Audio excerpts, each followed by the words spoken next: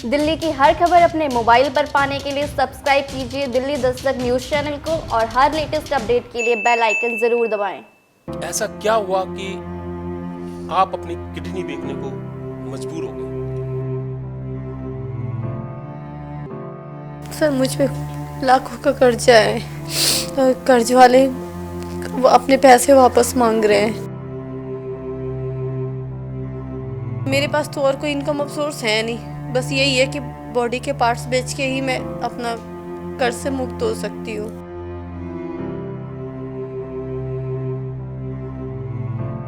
थोड़ा थोड़ा करके दिक्कतें तो हमारे सामने है, लेकिन तब भी हमने हिम्मत बनाई। मैं तो उनके रहते हुए मुझ में बहुत हिम्मत थी।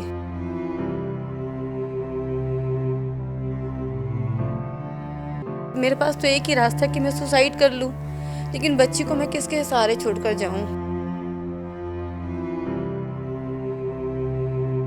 पैसे थे तो सब साथ थे, आज पैसा नहीं है तो कोई नहीं है मेरे साथ। कोई मेरे से आके पैसों के बारे में बोलेगा तो मैं उसको जवाब क्या दूंगी। मेरे मन में चोर नहीं है कि मैं चाहती हूँ कि मुझे कहीं से भी कुछ भी हेल्प हो, तो मैं जिससे मैंने पैसे लिए ईमानदार, मैं अभी भी ईमानदारी है मेरे अंदर कि मैं उनको पैसे दे दूँ। बेशक मैं भूखी रहूँ, कोई बात नहीं। नमस्कार, मैं हूं राजेश तंवर और आप देख रहे हैं दिल्ली दस्तक, जो पहुंचाता है आपके शहर की हर खबर आप तक। लेकिन आज हम किसी खबर के लिए नहीं बल्कि किसी की मदद के लिए आए हैं। जी हाँ, आपका एक शेयर किसी की ज़िंदगी को बना सकता है।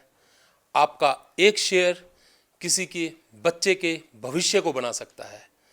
हम बात कर रहे हैं एक ऐसी महिला की जो कि आर्थिक रूप से बहुत परेशान है। उनके हस्बैंड अब इस दुनिया में नहीं है और वो अपने बच्ची के भविष्य के लिए अपनी जो किडनी है उसको बेचना चाहती है। उनका दिल्ली दस्तक के पास फ़ोन आया और उन्होंने हमें अपनी कहानी बताई, तो हम रुक ना सके और आज हम उनके घर पर मौजूद हैं। उनसे जानते हैं कि क्या कुछ हुआ ऐसा कि आज वो अपनी किडनी बेचने को मजबूर है।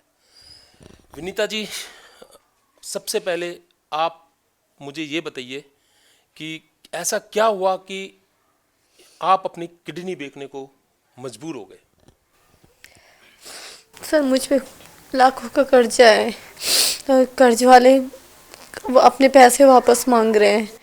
मेरे पास ईएमआई या ब्याज वगैरह देने के लिए पैसे नहीं है, ना इनकम ऑफ सोर्स है, दुकान में कुछ माल नहीं है, इनकम कुछ भी नहीं है मेरे पास, तो मैं उनको पैसे कहाँ से वापस दूंगी। तो और मेरे पास मैंने लोन के लिए अप्लाई किया, लेकिन लोन भी नहीं, रिजेक्ट हो गया, रिजेक्ट कर दिया गया लोन। तो अब मेरे पास तो और कोई इनकम ऑफ सोर्स है नहीं, बस यही है कि बॉडी के पार्ट्स बेच के ही मैं अपना कर्ज से मुक्त हो सकती हूँ, और कोई ऑप्शन नहीं है मेरे पास। तो मतलब विनीता जी, मुझे ये बताइए कि आपको इस चीज़ की ज़रूरत क्यों आन पड़ी? ऐसी क्या वजह थी कि आज आप अपनी किडनी या बॉडी का पार्ट जो बहुत कीमती होता है उसको बेचने के लिए मजबूर है? कहानी मुझे स्पष्ट रूप से बताइए। सर मेरे साथ प्रॉब्लम लास्ट ईयर जनवरी से चल रही है। लास्ट ईयर जनवरी में सबसे पहले हस्बैंड के साथ एक्सीडेंट हुआ था। ये यहाँ मार्केट गए हुए थे, मार्केट में इनकी बाइक स्नैच कर ली किसी ने, बाइक हाथ से छुड़ा के इनको नाले में धक्का दिया। मेरे साथ 28 जनवरी से प्रॉब्लम शुरू हुई है। एक एक्सीडेंट 28 जनवरी को, एक सेकंड एक्सीडेंट 8 मार्च को हुआ था, और तीसरा जो इनके साथ ये घटना घटी कि डिप्रेशन में जाने के बाद इन्होंने सुसाइड कर लिया। तो सुसाइड क्यों? मतलब डिप्रेशन में किस चीज़ को लेकर डिप्रेशन में चले गए थे? फाइनेंशियल, पैसों की कमी से। लेकिन आपने बताया कि आपकी एक दुकान है, दुकान भी तो मतलब बस क्या? लास्ट ईयर से प्रॉब्लम तो शुरू थी, थोड़ा थोड़ा करके दिक्कतें तो हमारे सामने है, लेकिन तब भी हमने हिम्मत बनाई। मैं तो उनके रहते हुए मुझ में बहुत हिम्मत थी कि मैं हर एक प्रॉब्लम को फेस कर लेती थी। तो उन्होंने डिप्रेशन में आके सुसाइड कर लिया, तो उसके बाद आपके पास इतना सारा दबाव आ गया कि आज आप इस तरीके से। तो आपकी एक बच्ची भी है? जी, 10 मंथ की बच्ची है। अब जिसका फ्यूचर तो मुझे कुछ नज़र नहीं आ रहा है। मैं अगर सुसाइड, मेरे पास दबाव है तो मेरे पास तो एक ही रास्ता है कि मैं सुसाइड कर लूँ, लेकिन बच्ची को मैं किसके सहारे छोड़कर जाऊं? ना मुझे मायके वालों से कोई सपोर्ट है, ना ससुराल वालों से कोई सपोर्ट है। ससुराल वाले नागलो ही है, लेकिन किसी का कोई मतलब नहीं है मेरे साथ। तो कभी आपने कोशिश करी उन लोगों से, अपने ससुराल वालों से, अपने पियर वालों से अपनी आप बीती बताई सबको उनको? सब पता है, सबको सब पता है, लेकिन टच में कोई नहीं है मेरे। तो मतलब ऐसा क्या, मतलब कि अचानक ही एकदम से सबने आपका साथ छोड़ दिया, या फिर पहले से ही ये कुछ इस जब तरीके लास्ट ईयर से ही हुआ, जब मेरे साथ दिक्कतें शुरू हुई है, तो धीरे धीरे सबके साथ अटैचमेंट ख़त्म हो गया है। अब ये कह लो पैसे थे तो सब साथ थे, आज पैसा नहीं है तो कोई नहीं है मेरे साथ। तो आपके ऊपर लगभग कितने कितने रुपए का जो कर्जा है जिसे आप नहीं चुका पा रहे हैं, और इसके लिए आप इतना बड़ा कदम उठाने को मजबूर? 15 लाख सर, 15। 15 लाख रुपए का कर्जा ये आपके हस्बैंड ने लिया था? कुछ हस्बैंड का भी है, कुछ मेरा भी है। तो मतलब आपने ये कर्जा जो लिया था किस लिए लिया था, मतलब इतना? दुकान के लिए लिया, दुकान थे, और प्लस जो दुकान वालों को अब भी कर्जा दुकान वालों का बाकी है, तो मैं सामान किसी से ले नहीं पा रही कि मैं दुकान में माल डाल लूँ। कुछ दुकानदारों को देने थे पैसे, तो वहाँ जो मैंने कर्जा लिया दुकानदारों को भी दिए, माल दुकान में डाला है, लेकिन ढंग से दुकान चल नहीं रही है। पहले के अकॉर्डिंग तो अब बिल्कुल भी दुकान नहीं चल रही है मेरी। तो जब मतलब आपने ये बताया कि जो कर्जा आपने लिया है वो दुकान को स्टैब्लिश करने के लिया है, कि दुकान में सामान डाल लूँगी और मेरा मेरा मेरे बच्चों का, मेरे पति का जो भविष्य है वो थोड़ा सही होगा, लेकिन कहानी कुछ और हो गई है। आपके हस्बैंड ने सुसाइड कर लिया है और पूरा घर बिखर गया है। एक छोटी आपकी बच्ची है, मैंने देखा है कि छोटी सी बच्ची है, और जो लड़की जात है, तो इस तरीके से मतलब आप अभी इससे किसी समाज सेवी से या किसी इस तरीके के लोगों से कभी आपने संपर्क साधने की कोशिश की है क्या? जी सर, मैंने ना ये पम्पलेट मैंने बनवाया, मैंने वो लगाया, तो कई लोगों की कॉल आई है, लेकिन कॉल आई है तो हेल्प आप नहीं कह सकते कि वो मदद करने के लिए तैयार है। मतलब उनका ये है कि शादी के बारे में क्या सोचा, अब उनके दिमाग में क्या है मैं तो इतने अच्छे तरीके से नहीं जानती हूँ ना, मैंने पहले कभी ऐसा कोई कदम उठाया है, ये फर्स्ट टाइम मैं सब कुछ कर रही हूँ। तो बस उनका ये कहना है कि अभी कोविड की वजह से तो हम सब भी परेशान हैं, तो इसलिए हम आपकी मदद नहीं कर पाएंगे। कल लास्ट मेरी फाइनल उनसे बात हुई है, तो उन्होंने बोला कि, मैंने बोला आपने तो बात कही थी कि मतलब कुछ हमारा ग्रुप है, हम थोड़ा थोड़ा हेल्प करेंगे आपको। तो कह रहे कि नहीं, कोविड की मैंने बात करी है, पर सबका कहना ये है कि कोविड की वजह से तो हम ऑलरेडी परेशान हैं, हम आपको क्या मदद कर पाएंगे। तो मतलब जो कुछ लोग ऐसे भी हैं जो मौके का फ़ायदा उठाते हैं, हम ये कह सकते हैं कि मतलब शादी के लिए इस तरीके से आप अभी लास्ट मेरे साथ 2-3 दिन पहले ये स्टोरी हुई है कि मुझे एक पर्सन की कॉल आई है, 67 एज थी उस बंदे की। उन्होंने मुझे ये बोला कि बेटा बेटा बेटा करके ही बात की है, तो मैं तो ठीक है कि आप मेरे बच्चे की तरह हो। ये मेरे साथ ऐसी घटना घटी है कि मेरे पास एक लड़का था, 3.5 साल पहले मेरा बेटा एक्सपायर हो गया है, तो हम किसी फैमिली को अडॉप्ट करना चाहते हैं। तो मैं, सर देखिए ऐसा है कि हम फ़ोन पे तो बात नहीं कर सकते, हम फेस टू फेस बात करते हैं। तो सर मैं मिलने भी गई हूँ उनसे, परसों गई थी मिलने के लिए, वो हर्ष विहार रहते हैं, हमने मीटिंग करी, वहाँ बैठ के हमारी बात हुई है। तो नहीं मुझे कुछ समझ आया कि हाँ आपकी बेटी है, बेटा नहीं है, ये चीज़ें मैंने पहले क्लियर कर दी थी। आपने शादी के लिए क्या सोचा, आप में से 30 साल छोटे हो, ऐसे वैसे। तो उनकी बात मुझे कुछ समझ नहीं टोटली कि ये कहना क्या चाह रहे। तो मैंने कल उनसे फाइनली पूछा कि सर हमने परसों तो बात करी, पर मुझे आपकी बातें समझ में नहीं आई। तो कह रहा कि ऐसा है कि मैं जो एडॉप्शन के लिए चाह रहा था, लेकिन आपके साथ मेरी वो नहीं हो पाएगी। क्या नहीं हो पाएगी, क्या नहीं है। शादी के बारे में क्या सोचा हुआ आपने? मैं शादी देखिए नहीं करनी, शादी का प्रेशर तो मुझ पे पहले भी था कि शादी कर लो। ऐसे अगर सुख था मेरे साथ तो मैं अपने हस्बैंड के साथ सुखी रहती ना। अब मैं दूसरी शादी नहीं करना चाहती हूँ। तो मतलब कि जो जिस तरीके से एक जो लाचार महिला है, उसके हस्बैंड इस दुनिया में नहीं है और फाइनेंशियली इनको बहुत प्रॉब्लम है, और कुछ लोग इस तरीके से मौके का फ़ायदा उठाते हैं, इनको कॉल करते हैं, इनको मिलने के लिए बुलाते हैं और इन्हें शादी का जो ऑफ़र देते हैं कि शादी कर लो।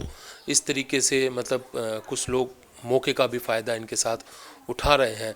तो कभी विनीता जी, कभी आप आपको ऐसा नहीं लगा कि मुझे शादी कर लेनी चाहिए क्योंकि अब मेरे हस्बैंड इस दुनिया में नहीं है और मैं एक अकेली ऐसी महिला हूँ, मतलब अकेली जो महिला होती है वो उसके साथ बहुत सारी प्रॉब्लम आती है कि वो दुनिया की नज़रों में किस तरीके से दुनिया उसको देखती है और बहुत लांछन लगते हैं, बहुत सर्वाइव करना उसको मुश्किल हो जाता है। ऐसा लांछन वगैरह सब लग चुका है, लेकिन कह लो कि मैं एक तरह से सब कुछ सुनकर भी अवॉइड कर रही हूँ, इन चीज़ों पे नहीं फोकस कर रही। मुझे बस अपनी बच्ची नज़र आ रही है कि मुझे अपनी बच्ची का फ्यूचर ब्राइट करना है। एक ये कर्जा निकल जाएगा, मुझे पता है काम तो मुझे करना है, काम तो मैं करने के लिए अगर मुझे कहीं हॉस्पिटल में मैं केयर टेकर की भी जॉब करने के लिए मुंबई में मैंने वो फॉर्म फिलअप किया था मुंबई के लिए, तो वहाँ से कॉल आई कि ठीक है हम आपको जॉब दे देंगे, लेकिन जैसे उन्होंने सुना कि मैं 24 आवर्स का करोगे या फिर आप ये 8 आवर्स का करोगे, तो मैंने बोला कि कोई नहीं, मेरे साथ एक बच्ची है तो बच्ची को मैं बच्ची के लिए ही सब कुछ करी, तो बच्ची तो मेरे साथ रहेगी। बच्ची का सुनते उन्होंने कॉल कट कर दिया। जॉब तो देखिए सर, मैं काम तो मुझे पता है कि अगर आप कितना मतलब आपकी एजुकेशन है और कैसे? एजुकेशन तो मेरी बीकॉम ग्रेजुएशन कंप्लीट नहीं है, अंडर ग्रेजुएट ही थी हूँ मैं। हाँ जी, तो अब कोई अच्छे पोस्ट पे तो जॉब पॉसिबल नहीं है मेरे लिए। हाँ, लेकिन केयर टेकर वगैरह ये तो मैं कर सकती हूँ। पहले भी मैंने मेट्रो में जॉब करी हुई है, करीब 5-6 साल पहले मैंने करी है। तब भी हमारी स्थिति कुछ डाउन थी। फैक्ट्री हमारे पास पहले फैक्ट्री थी, वो फैक्ट्री हमने बढ़ाई है। उसके बाद हस्बैंड तभी से डिप्रेशन में थे, फैक्ट्री के बाद से ही। लेकिन उनका ट्रीटमेंट भी रोहिणी सेक्टर 9 में डॉक्टर अमित गर्ग के अंडर चल रहा था। अच्छे से जानते हैं वो डॉक्टर भी हमें। तो बस तब से ही थोड़ी थोड़ी दिक्कतें, इनका मेडिसिन तो चल ही रहा था, और फिर लास्ट ईयर ये सारी घटनाएं घट गई तो वो और ज़्यादा डिप्रेशन में हो गए। तब भी मैं हिम्मत बना रही थी, कोई बात नहीं, हम कुछ भी होगा, हम मेहनत से कुछ भी दिन रात एक कर देंगे, लेकिन सब ठीक हो जाएगा। लेकिन पता नहीं। तो विनीता जी देखिए, ऐसा है कि अब जो बीत गया उसके ऊपर आंसू बहाने का तो कोई फ़ायदा है नहीं, लेकिन आप अपने जो भविष्य है, अपनी बच्ची का भविष्य है, और आपने कभी मतलब किसी मतलब विधायक हो या फिर कहीं ऐसी चिट्ठी या सरकारी मदद के लिए या कुछ इस चिट्ठी तरीके तो से? देखिए नहीं दी, लेकिन मैंने विधायक से मिलने की कोशिश की है, लेकिन नहीं, विधायक हमारे यहाँ के इस लायक नहीं है। ना विधायक, ना सीएम आप कह लो, ना पीएम है हेल्पफुल। वो उनका कहना ये है कि कोई एक आप थोड़ी ना हो, जो कि आपकी तरह तो बहुत है यहाँ पे, और इस एरिया में सर बहुत हैं।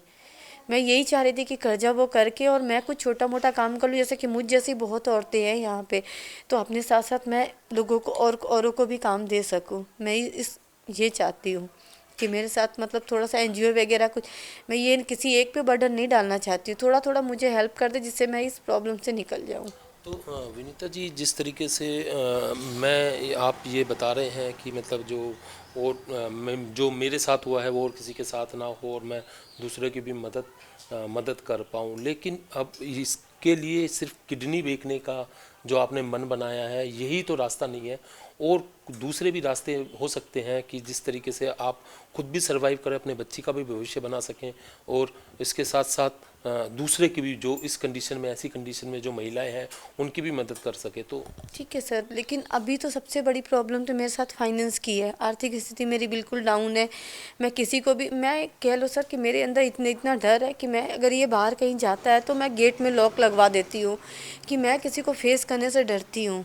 कि मतलब कोई आके अगर मेरे दरवाजे पे, पहले कभी मेरे साथ ऐसा हुआ नहीं है, कोई मेरे से आके पैसों के बारे में बोलेगा तो मैं उसको जवाब क्या दूंगी। मैं डर से कॉल नहीं उठाती हूँ, किसी का फ़ोन नहीं लेती हूँ। हालांकि मेरे मन में चोर नहीं है कि मैं चाहती हूँ कि मुझे कहीं से भी कुछ भी हेल्प हो, तो मैं जिससे मैंने पैसे लिए, ईमानदार, मैं अभी भी ईमानदारी है मेरे अंदर कि मैं उनको पैसे दे दूँ। बेशक मैं भूखी रहूँ, कोई बात नहीं, लेकिन मैं अपनी बच्ची का और जिससे मैंने लिए मैं उनका कर दूँ। उनके करने के बाद फिर मैं अपने काम पे ध्यान दूँ, और बाकी जैसा जो मैंने किया कि अपने जैसी औरतों के लिए भी मैं कुछ कर सकूँ।